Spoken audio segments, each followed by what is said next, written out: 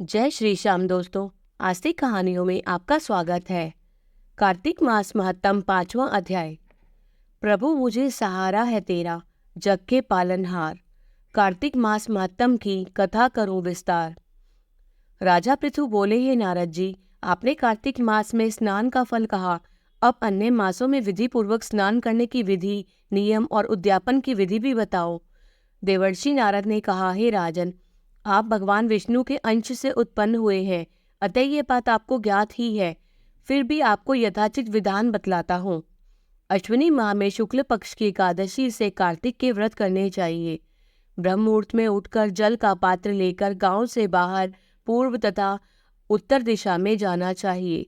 दिन में या सायकाल में कान में जनेऊ चढ़ाकर पृथ्वी पर घास बिछाकर सिर को वस्त्र से ढककर मुंह को भली भांति बंद करके थूक व सांस को रोककर मल व मूत्र का त्याग करना चाहिए। तत्पश्चात मिट्टी व जल से भांति भांति अपने गुप्तांगों को धोना चाहिए। उसके बाद जो मनुष्य मुख शुद्धि नहीं करता उसे किसी भी मंत्र का फल प्राप्त नहीं होता। अतः दांत और जीभ को पूर्ण रूप से शुद्ध करना चाहिए और निम्नलिखित मंत्र का उच्चारण करते हुए दातुन तोड़नी चाहिए। हे वनस्पते, आप मुझे आयु, कीर्ति, तेज, प्रज्ञा, पशु, संपत्ति, महाज्ञान, बुद्धि और विद्या प्रदान करो। इस प्रकार उच्चारण करके वृक्ष से 12 अंगुल की दातुन ले।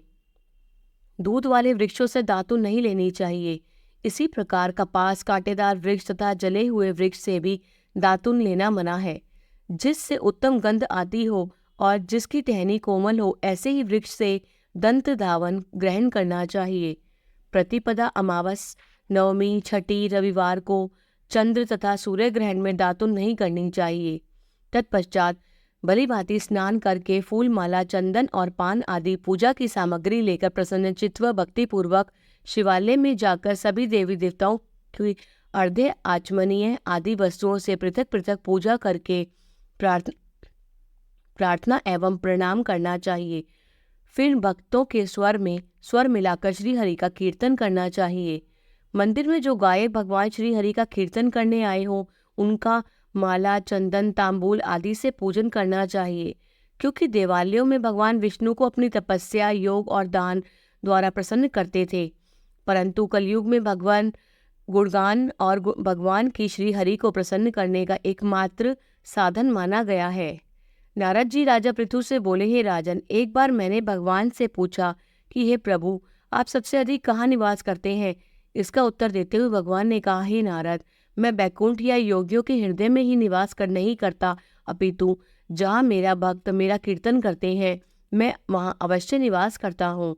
जो मनुष्य चंदन, माला आदि से मेरे भक्तों का पूजन करते हैं, उनसे मेरी ऐसी प्रीति होती है जैसे कि पूरे पूजन में नहीं हो सकती। नारद जी ने फिर कहा, शिरीष, धतूरा, गिरिजा, चमेली, केसर, कंदार और कटहल के फूलों व चावलों से भगवान विष्णु की पूजा नहीं करनी चाहिए। अड़हल, कंद, गिरीश, जूही, मालती और केवड़ा के पुष्पों से भगवान शंकर की पूजा नहीं करनी चाहिए। जिन देवताओं की पूजा में जो फूल निर्दिष्ट हैं, उन्हीं से उनका पूजन करना चाहिए। पूजन समाप्ति के बाद भगवान से क्षमा प्रार्थना करनी चाहिए, यथा, हे सुरेश्वरे, हे देव, न मैं मंत्र जानता हूँ न क्रिया, मैं भक्ति जानता हूँ न मैं हीन हूँ। मैंने जो कुछ भी आपकी पूजा की है उसे पूरा करे। ऐसी प्रार्थना करने के पश्चात साष्टांग प्रणाम करके भगवत कीर्तन करना चाहिए, श्री हरि की कथा सुननी चाहिए और प्रसाद ग्रहण करना चाहिए। जो मनुष्य उपरोक्त विधि के अनुसार कार्तिक व्रत का अनुष्ठान करते हैं, वे जगत के सभी सुखों को भोगते हुए अंत में मुक्ति को प्राप्त करते हैं। जय श्री श्याम।